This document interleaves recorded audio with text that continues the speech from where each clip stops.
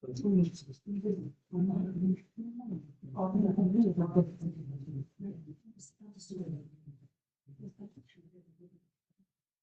we'll start with the Mangalachal. Om Ajnanatimirandhasya Jnananjana Chakshurunmilitam Yena Tasmai Shri Guruve Namaha Shri Chaitanya Manobhishtam Sthapitam Yena Bhutale Swayam Rupa Kadamahyam Dadati Swapadantikam Vandeham Shri Guru Shri Utapadakammalam Shri Gurun Vaishnavamscha Shri Rupam Sagrajatam Saganana Sadvaitam Savadutam Parijana Sahitam Krishna Chaitanya Devam Shri Radha Krishna Padam Lita Shri Vishakhan Vitamscha He Krishna Karuna Sindhu Veen Bandhu Jagatpate Gopesha Gopika Kanta Radha Kanta Ustate Tapta Kanchan Gaurangi Radhe Vrindavaneshwari Vrishbhanu Sute Devi Pranamami Hari Priya Kalpatarubhyascha Kripa Sindhubhya Eva Cha Patitanam Pavanebhyo Vaishnavebhyo Namo Krishna Chaitanya Prabhu Nityananda Shri Advaita Gadadhara Shivasadi Gaur Bhakta Vrinda Hare Krishna Krishna Krishna Hare Hare Hare Rama Rama Hare Hare Mukam Karoti Vachalam Pangum Langhayate Grim Yat Kripatamam Vande Shri Guru Devatarana Om Namo Bhagavate Vasudevaya Om Namo Bhagavate Vasudevaya Om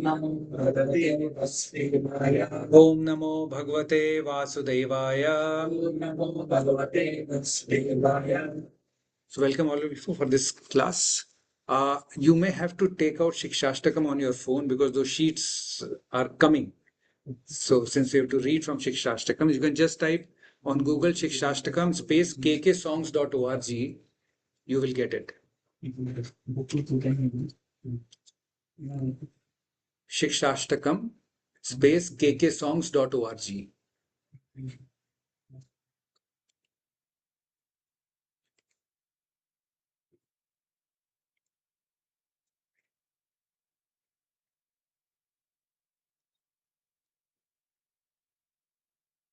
Yeah, you've got everyone.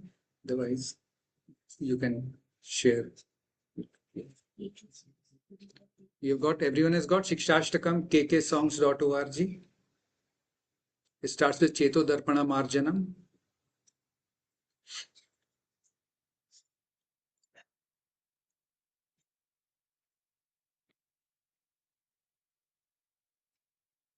Everyone has got it?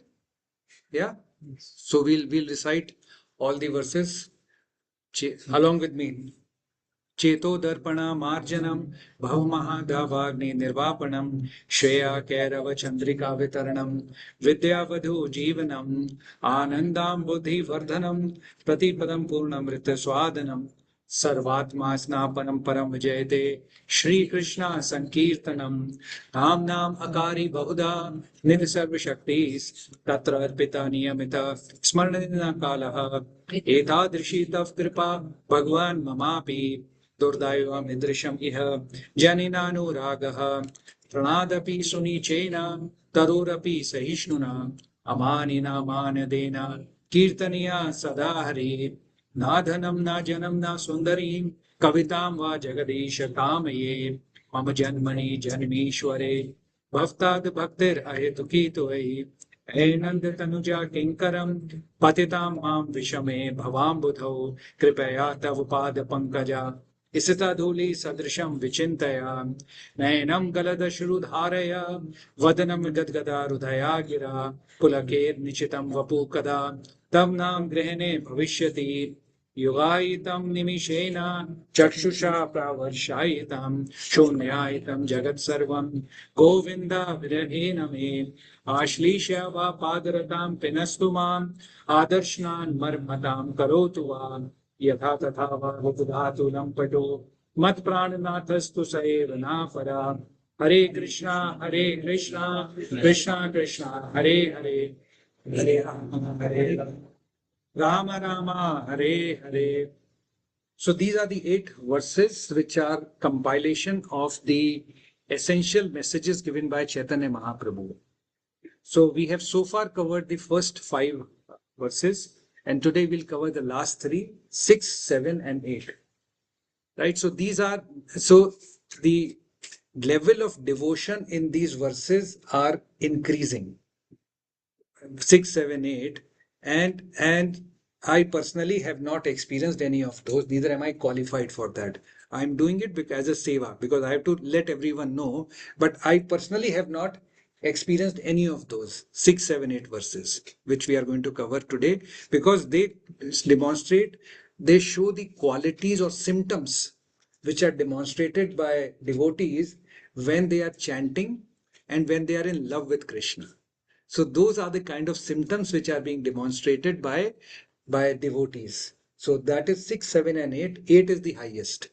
And 6 and 7, we'll see that. That is what is the topic for today. So we'll go to the 6, and if you are if you are in KK songs, then you can go down. There you will find the English translation. There may be some variation because I have picked up from Chetan Charitamrita, whereas this is from KK songs. So I'll read it. You can read. What is the translation? O my Lord, when will my eyes be decorated with tears of love flowing constantly when I chant your holy name? When will my voice choke up? And when will the hairs of my body stand on end at the recitation of your name? Yes, so this is the sixth verse is talking about some symptoms demonstrated by devotees. Nainam galad ashru dharaya. When will my eyes full of tears? Galad ashru dharaya. My throat will start choking up out of love for Krishna. Nayanam galadashru dharaya. Vadanam gutgada rudaye gira. When will the Galgada is that trembling sensation in the body when you are getting some tingling sensation. When will I start getting that? Whenever I think of Krishna, whenever I'm chanting the holy names of the Lord. Pulakir nichitam vapu kada. When will the hairs of my body stand on end? Right? Goosebumps. When will I get goosebumps? So when will tears flow from my eyes?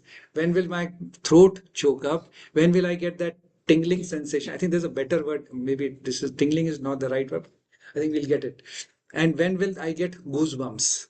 Whenever I am remembering Krishna, whenever I am hearing about Krishna, when will I get that? So that is the symptom of devotees who are exalted. So obviously I am not in that category.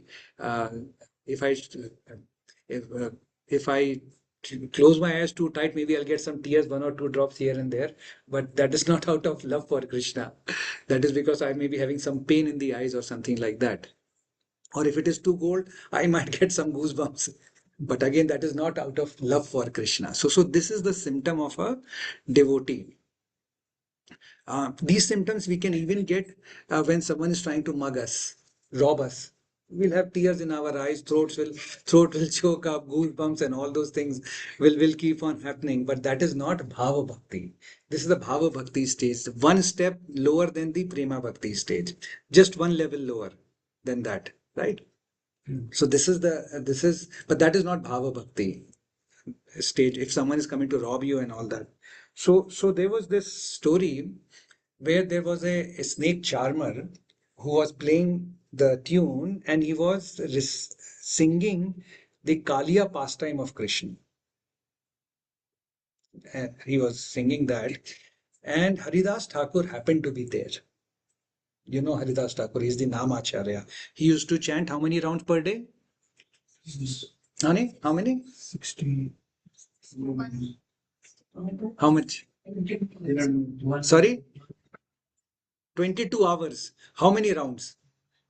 192 rounds. He used to chant 192 rounds. He's a Namacharya.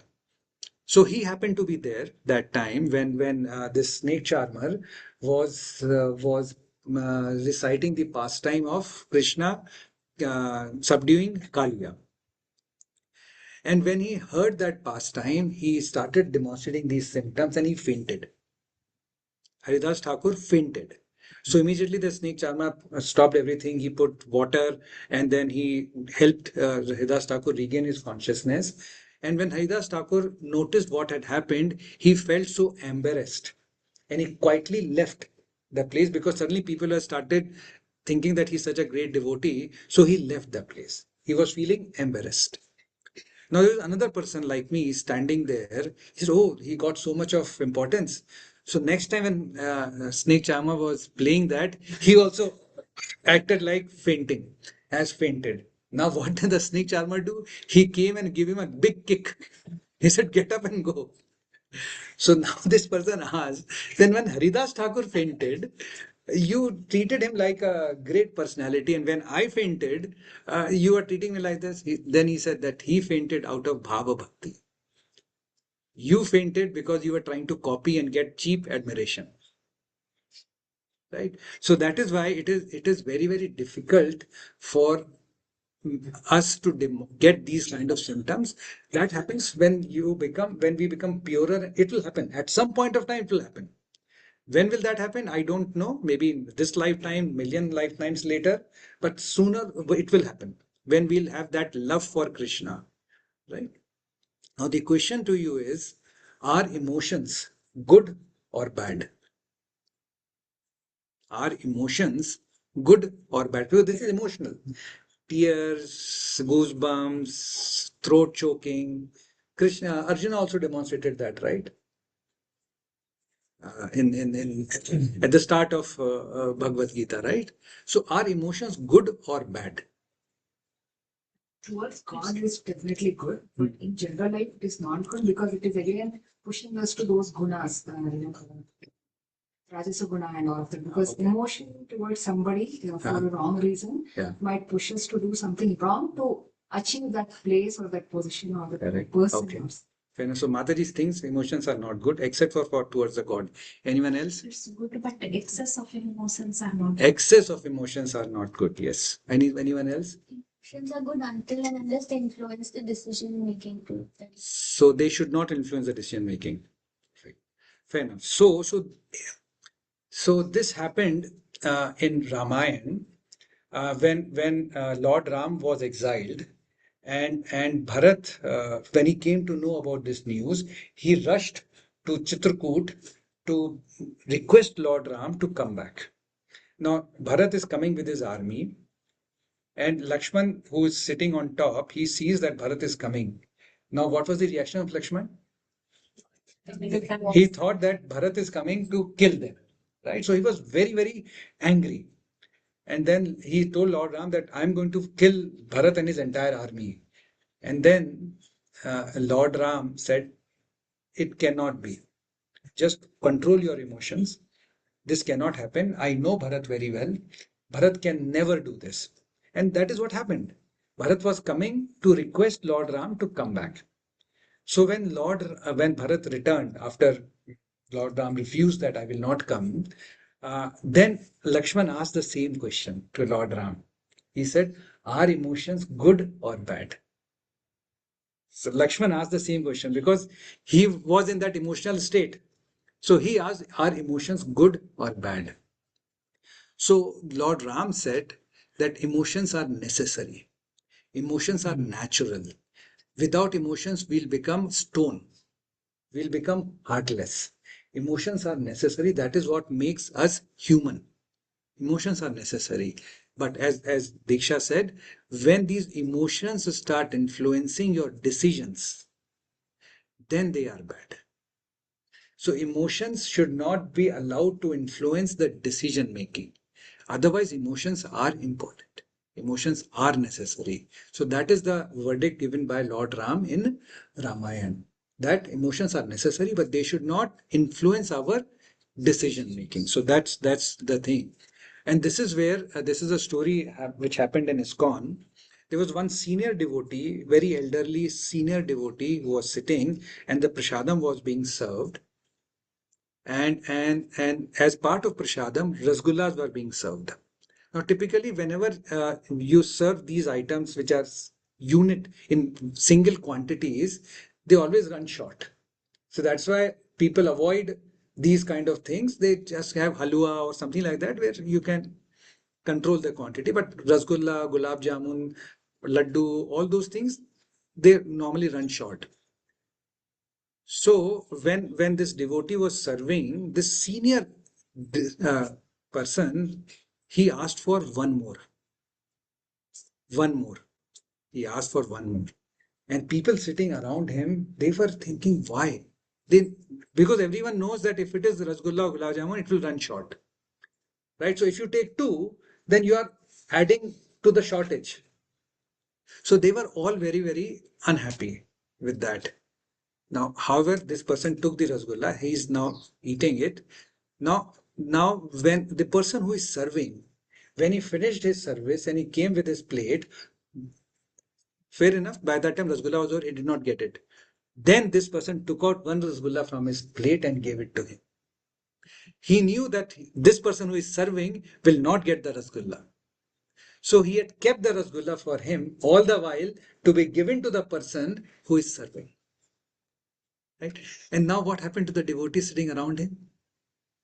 Because they had formed some opinion based on that emotion. That's right. So that is why we have to be very, very careful with our emotions. This kind of symptoms are difficult for us to demonstrate. We should not demonstrate. They will happen. Naturally, they will happen at some point of time. We should not try to imitate. At the same time, if we are in an emotional state, then don't form opinions, don't take decisions, don't, otherwise you will always repent it for the rest of your life. Right? So that's the first set of symptoms which shloka number 6 talks about. Now we'll go to shloka number 7. Yugaitam nimishena chakshusha pravarshaitam shunyaitam jagat sarvam govinda virahena me. Mate, can you read the translation? Oh Govinda, feeling your separations and considering a moment to be like 12 years or more. Tears are flowing from my eyes like torrents of rain, and I'm feeling all vacant in the world in your absence. So now this is the second set of symptoms. That in the absence of Krishna, a moment, yugaitam, nimishena is small moment, feels like a yug. Yugaitam nimishena, chakshusha pravarshaitam, shunyaitam jagat sarvam. The world looks empty. If Krishna is not there, the world looks empty. And tears are flowing from my eyes, which we have covered in the previous verse. So now these are two things which are coming. First one is a moment of separation feels like a yoga. And the second thing is the world feels like it is empty without Krishna. So these are the two symptoms which are there. This is the symptoms which Brijvasis demonstrated. This is called Vipra Lamba Bhav. Vipralamba means the emotion in separation. In separation. This is Vipralamba Bhav. Chaitanya Mahaprabhu also demonstrated it. So these are the spiritual symptoms. Devdas also demonstrated it for Paro. But that was material. Remember this. See, these symptoms can be demonstrated materially also. So we are not talking about those material symptoms. We are talking about spiritual symptoms. So that's in fact, you have heard of this phrase, distance makes the heart grow fonder, right? That is this. When we are distant from Krishna, our heart becomes even more attached to Krishna. So that's the message which is coming out from this verse, that even a moment of separation from Krishna feels like it is ages, and everything looks useless without, if Krishna is not there, everything looks empty. Many of the mothers may feel that when their children leave home, many of the mothers may be feeling that, right? Same thing when it is happening for Krishna. That is the level of bhakti we are talking about. It is mentioned that for devotee, the world is nothing without Krishna. The world is nothing without Krishna. For others, Krishna is nothing without the world. That is the difference. And the way to understand this is when Duryodhan and Arjuna both went to ask Krishna for help. What did Duryodhan take? Narayani Sena. He took the Narayani Sena because he was more interested in that. So that is why, whereas devotee like Arjuna, what he took? Krishna. So for devotees, Krishna is everything, world is nothing. For others like Duryodhan, world is everything. Okay, along with that, Krishna is fine. Remember when we are covering all the shlokas of chapter 1, and Duryodhan was talking about the different great warriors on Pandava's side. He took many names. He didn't take one name. Whose name? He did not take Krishna's name because he knew that Krishna's army is with him and Krishna himself will not pick up any weapon. So Krishna is now out of his counting. And and we know the price he had to pay for that. Right?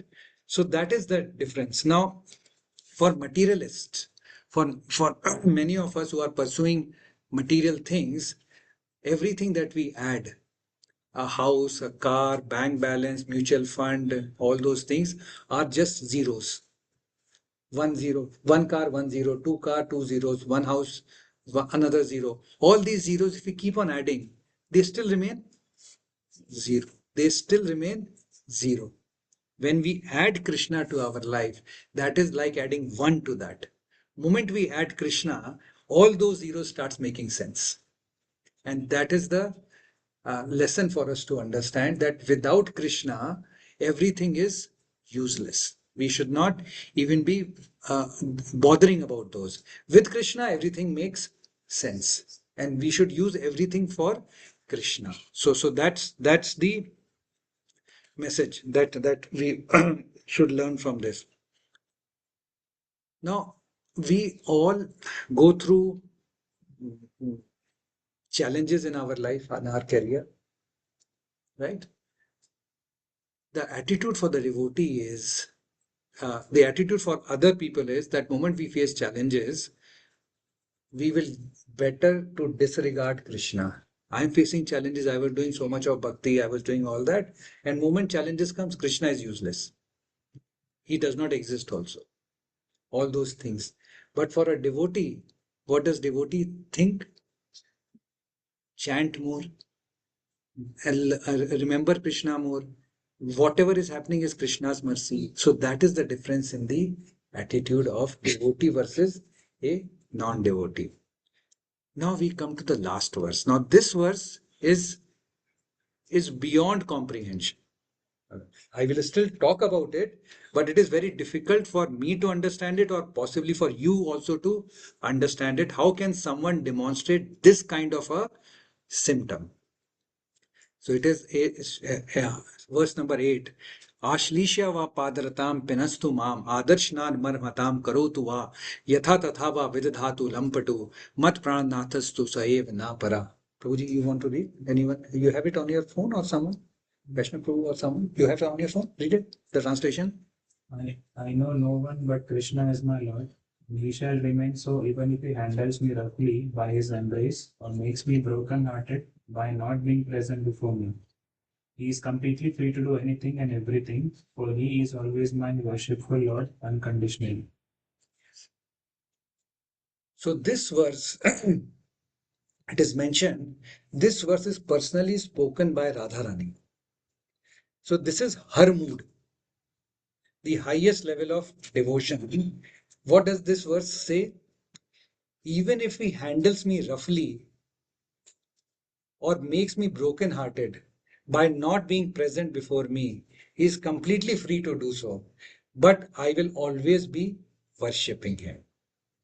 Devotees do not care about their own distress. They are only worried about Krishna's happiness. Krishna may treat them in whichever way. Devotees don't care. And that is why this is the kind of symptom which Radharani and the gopis of Vrindavan can demonstrate. This is beyond our comprehension. You have heard of the story. I shared the story in one of the classes earlier about Krishna's headache.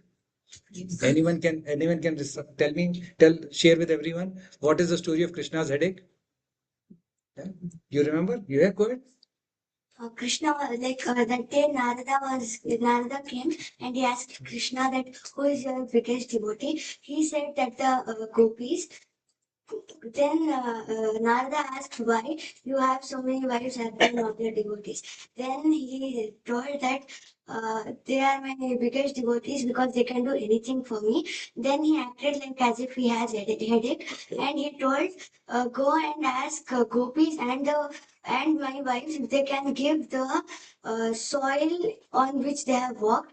Narada went and asked the wives of Krishna. They said, no, we can't. We have walked on it. We can't give. He's such a big lord. So then he went and asked the gopis.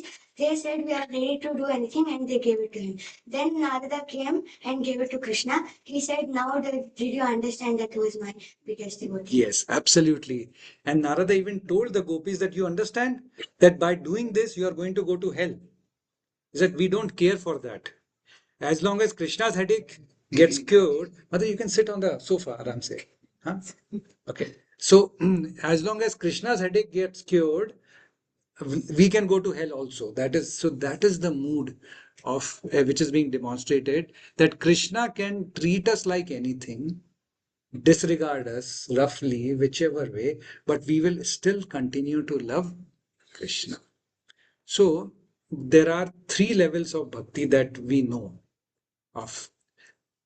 As long as I'm getting something from Krishna, I will worship. That is the first level. Because I'm getting something, I will worship. The next higher level is, even if I'm not getting anything, I will still worship. Ahetuki. Ahetuki. I don't want anything from Krishna. I will still worship Krishna. This is the third level, which we have never covered anywhere, which in Bhagavad Gita, Bhagavatam classes, which we don't. Which is, even if I'm getting negative results, I will still worship Krishna. And that is something which is being demonstrated by Radharani and the gopis of Vrindavan. So these are the symptoms which are there, 6, 7 and 8. These are the symptoms which are demonstrated by pure devotees as they remember Krishna.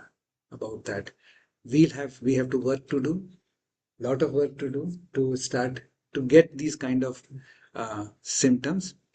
Anything if we try to do before we actually get it is all bogus, is cheating, right? So now we'll quickly understand what we have covered in the Shikshashtakam. So in the Shloka number 1 talks about the glories of the holy name. Cheto Darpana Marjanam, those 7 perfections are being shown here. Shloka number 2 is Namnam Akari Bahuda Shloka, which shows that Lord has invested all his powers in the holy name. In fact, his holy name is more powerful than the Lord himself. In Shloka number 3, Trinadapi Sunichena, we are talking about the qualities of the devotee who should be very humble. Humility is the quality which is coming out from that verse. Shloka number 5, Na Dhanam, Na Janam, Na Sundarim. This is the desire of a devotee, that I don't want anything material. All that I want is that I should be able to serve you birth after birth after birth. Shloka number 5 was Enan Tanuja Kinkaram Patitam Mam Vishame Bhavam Dahu. He says that I am your eternal servitor. I want to be your servant always.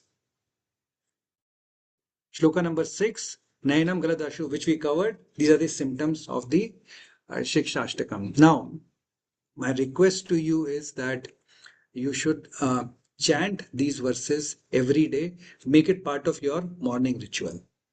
Whatever time you are doing it, chant these verses and then remember that these are the qualities that we have to develop over a period of time. Hare Krishna. We'll stop here now, and we will start with the second section of this. Just so that you know that from next week we'll start with 10 offenses. So we are reading those 10 offenses to the whole chanting of the holy name. We'll get into the details of those 10 offenses. So Shikshashtakam now should become part of your daily thing. Read it. It will take 5 minutes. If you're joining Bhagavatam class, it is also done from 5:55 to 6. That reading of Shikshashtakam and the 10 offenses happens. You can join that time and read it. More important for you is to also meditate on each and every verse and the message which is coming out from that verse. Hare Krishna. So now we'll have, you are taking? So maybe we can just 1 minute.